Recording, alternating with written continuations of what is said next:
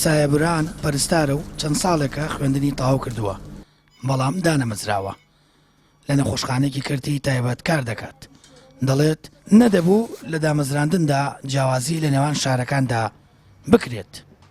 بەشی چاودێری چڕێکێکە لە بەشە گرنگەکان بە تایبەتی لەو شارانی کە گەورن بوو نمونە هەڵەبجە کە پارێزگایە بۆی نەخۆشەکان لە ینی لە هەڵەبجەوە نەڕۆن بۆ سلێمانی هەر لێرە بەشێک هەبێت تایبەت بە چاودێری چڕ و بۆ ئەو گەنجانەی کە تازە تەواویان کردویان لە ساڵەکانی ڕابردووە کە دەرفەتی هەلی کاریان نەبووە ئەو بەشە بکرێتەوە لە هەڵەبجە دەرفەتی هەلی کاریان بۆ بڕەخسێنێت. بەڕێوەبەراتی تەندروستی هەڵەبجە نیگەرانە.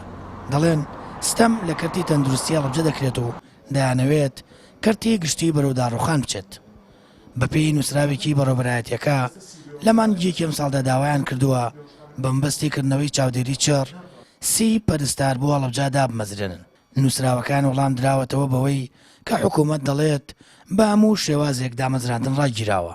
ئەمە لە کاتێکدایە بەپێی نووسراوێکی دیکە و بە فەرمانێکی نهێنی 23 پەرستاری دەرچووی زانکۆیەکی کەرتی تایبەت بۆ دۆک دامەزراوە.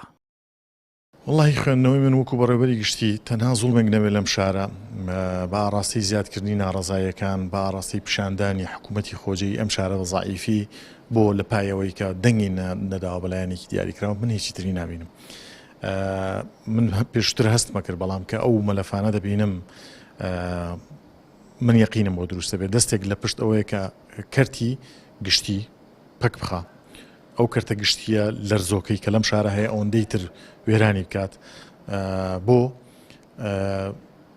سەبەبەکەی ناڵم بەڵام هەرچیەک بێ من کاتێککە داوای عینایەکەم بۆ ئەم شارە بکرێتەوە ئەبێ و ئەبوو لیژنەیەک لە وەزارەتی تەندروستی و باتە بیتای بەرمەبنای چی تۆ داوایەوەکەی ئەدەی بزانم شتەکانت حازرە بڵێ من لە سۆشیل میدیای بەڕێوەبەرایەتی هەمووشم بڵاو کردوێتەوە کە لە ئەی توزێتی ئامێرەکانم حازر بوو تەنها ئەوەیە کە 30 کەسم پێویستە ئەم 30 کەسم بۆ دابنرێن من 6 بێ دەکەمەوە بەلایەنی کەمەوە 6 بێ دەکەمەوە ئەوەی کە ڕۆژ شەوانە لەسەر هاوڵاتیەکی ئەم شارەکە بکەوێتە عینایە 1 ملیۆن دینارە لە ئەهلیەک بۆ نمونە من ئێستا ئیسعاف دەکڕم بۆ شارەکەم ئەوان پارەکەیە بێ بدەن بەڵام موافقەتەکەم هێناوەتەوە پاژەوەی کە بینم ئیسعاف بۆ سۆران دەکڕی پیرۆزیان بێ ئەبێ پێنجیش بۆ هەڵەبجە بکڕی ئەم شارش قوربانی داوە شارش پێویستی بۆیە کە لەبەری تۆ عینایەکەی بۆ ناکەیتەوە منە بێ خەڵکەکەی بە من بۆ سلێمانی خۆ من بە ئیسعافێکی شەق و شڕیش نایبم لە ڕێگا ببێت عیبەیەکی گەورە لەسەر من بمرێت.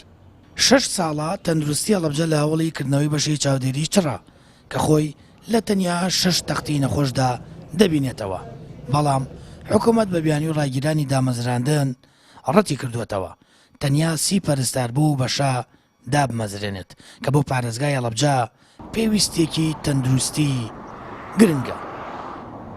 سامان فتاح کەناڵی ئاسمانی پەیام هەڵەبجە.